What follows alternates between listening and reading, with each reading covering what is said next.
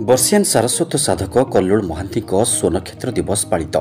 Mahanga block ଅନ୍ତର୍ଗତ ଗୋପାଳପୁର ଗ୍ରାମପଞ୍ଚାୟତ ସ୍ଥିତ ଦ୍ୱିତୀୟ ଭଞ୍ଜ ସାହିତ୍ୟ ସଂସ୍କୃତି ସଂସଦ ତରଫରୁ ବିଶ୍ୱ ଆନ୍ତର୍ଜାତୀୟ ମାତୃଭାଷା ଦିବସ, ଦିବ୍ୟଜନନୀ ଶ୍ରୀମାଙ୍କ ଜନ୍ମଦିବସ ଓ ବର୍ଷିଆନ୍ ସମାଜସେବୀ ସାରସ୍ୱତ ସାଧକ ସଂସଦର କୋଷାଧ୍ୟକ୍ଷ କଲ୍ଲୋଳ ଚନ୍ଦ୍ର ମହାନ୍ତିଙ୍କ 78ତମ ସ୍ୱନକ୍ଷେତ୍ର ଦିବସ ଦୁଲାରପୁରସ୍ଥିତ ତାଙ୍କ ବାସଭବନରେ ପାଳିତ ହୋଇଯାଇଛି। ଔପନ୍ୟାସିକା ବିଦୁଲତା ପ୍ରଧାନଙ୍କ ସଭାପତିତ୍ୱରେ ଅନୁଷ୍ଠିତ କାର୍ଯ୍ୟକ୍ରମରେ प्राबंधिक तथा महिमा धर्म गवेषक डॉक्टर एकादशी प्रधान, शिक्षाविद ब्रजसुंदर नायक, सदाशिव पंडा, कविराज किशोर मिश्र, स्तंभकार विवेकानंद दास, निर्माण प्रतिनिधि विजय कुंवर, आईनजीवी दिलीप कुमार ग्रहाचार्य, कवि मनोज कुमार प्रधान, अवसरप्राप्त सीआरसीसी शरद चंद्र महांती, प्राक्तन सरपंच सुभाष चंद्र महांती, मानस प्रधान प्रमुख आलोचन अंशग्रहण कर मातृभाषार गुरुत्व और श्रीमांक अति मानस शक्तिर कार्यधारा संपर्क में आलोकपात करने सहित कल्लोळ महांती सारस्वत कृति और सामाजिक प्रतिबद्धता संपर्क में आलोचना करी स्वनक्षेत्र दिवस रे शुभेच्छा अभिनंदन ज्ञापन करने सह तांकर दीर्घ निरामय जीवन कामना करथिले। संपादक गौतम चरण जेना समस्त को स्वागत करी समस्तंकर सहयोग पई कृतज्ञता जणाई धन्यवाद अर्पण करथिले। प्रारंभ में श्रीमांक फोटोचित्र रे धूप पुष्प अर्पण करा जाई 1 मिनिट ध्यान करा जायतिला। श्रीजुक्त कल्लोळ चंद्र महांती उपस्थित सारस्वत साधक मानकु तांको बासभवन रे पहुंची शुभेच्छा ज्ञापन करिथिबारु समस्तंकु कृतज्ञता जणाइथिले।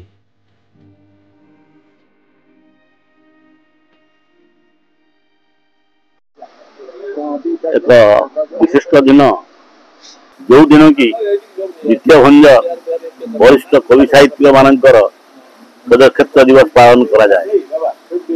द्वितीय भंज साहित्य संस्कृति संसद अंचल एक नामजादा अनुष्ठान कहले अत्युक्त हेनी। अनुष्ठान बहु प्राचीन, तार जड़े वरिष्ठ सदस्य संसद कोषाध्यक्ष कल्लोळ बाबूंकर आज स्वर्णक्षेत्र दिवस आम समस्ते बासभवन उपस्थित हो जन्मदिन शुभेच्छा ज्ञापन करुचु। तो कथा अनेक बंधु माने कहले वास्तविक से जड़े कल्लोळ गति नामक सार्थकता से प्रतिपादित हो जन्मदिन उद्देश्य आज आम समस्ते एकत्रित हो कार्यक्रम कुशलता वार्ता प्रचार करुचु एवं से जड़े वास्तविक अनुष्ठान प्रेमी, साहित्य प्रेमी, संस्कृति प्रेमी जड़े भल मुरबी अंचल कहले अत्युक्त हेनी। जन्मदिन पालन करें आम निज कृतार्थ मन करुचु, ईश्वर निकट प्रार्थना करुचु दीर्घ निरामय जीवन कामना करी रोची। जय जगन्नाथ। एक पवित्र दिवस ये कहि द्वितीय भंज साहित्य संस्कृति परिषदर कोषाध्यक्ष वयोज्येष्ठ व्यक्तित्व कल्लोळ बाबूंकर जन्मदिन 79तम जन्मदिन। तेणु मु प्रथम कृतज्ञता जनाऊँगी, शुभेच्छा तो कहबी भगवान पाखे आशीर्वाद कामना करुच्ची। ये गोटे निरा ढंग से द्वितीय भंज ये जो जन्मदिन पालन करें जिते जन्मदिन पालन करुचु आम गोटे चिंता कलु श्रद्धांजलि पालन करने। आपण मैंने जानी महांगार शहीद भवन रे किछि दिन है जो लोक मृत्यु होची प्राय आम अधिकांश लोकंर माने श्रद्धांजलि सभाटे करुच्ची। ये जमती आम जयंती उत्सव पालन कराउची। ये केवल आम अनुष्ठान द्वितीय भंजर जो माने अछंती सदस्य बा कर्मकर्ता तांकर नुहे अनेक जे श्रद्धार सहित जन्मदिन पालन कहते आम पालन कर।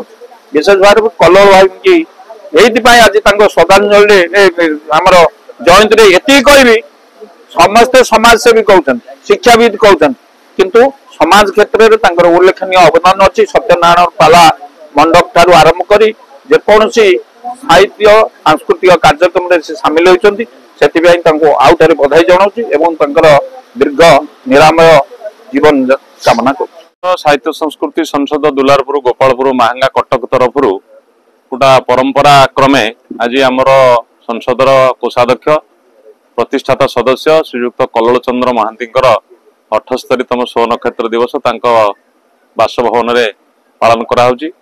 आज एक विशेष दिवस जे दिव्यजननी श्रीमांकर आज हूँ जन्मदिन एवं आज हूँ विश्व मातृभाषा दिवस।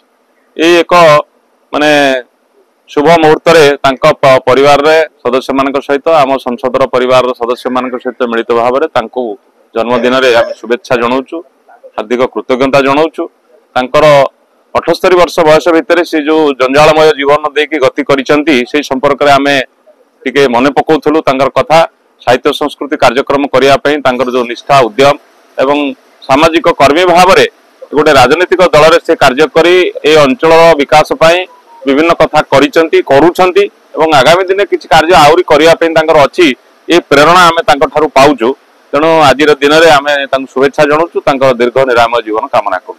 हाँ आम तो साहित्य संस्कृतिर प्रचार प्रसार करने अनुष्ठान गठन करूँ तेरे आम संसदर अन्यतम युग्म संपादक शिशु साहित्यिक अवसर प्राप्त प्रधान शिक्षक श्री प्रफुल्ल कुमार साहू प्रस्ताव क्रमे जे आम आम संसद रे जो 100 केते जन सदस्य अच्छा जदिव समस्त आम करूँ तथापि पाखापाखि अंचल जो मैंने वर्षियान सारस्वत साधक मैंने सदस्य मैंने अच्छा स्वर्ण क्षेत्र दिवस जन्मभूमि जन्म माटी बा बेले बेले अन्य साधारण क्षेत्र मानक विभिन्न मठ मंदिर में जन्मदिन शुभेच्छा ज्ञापन करुचु। यहाँ गोटे निरा परंपरा सृष्टि होती बर्तमान चारिआडे यह चर्चित माने आलोचनार विषय होती जे अनुष्ठान ये भाव में कार्यक्रम करुच्ची गोटा नुआ परंपरा माने सृष्टि करिछि एवं आगामी पीढ़ी पर एक स्वतंत्र वार्ता प्रदान करुच्ची।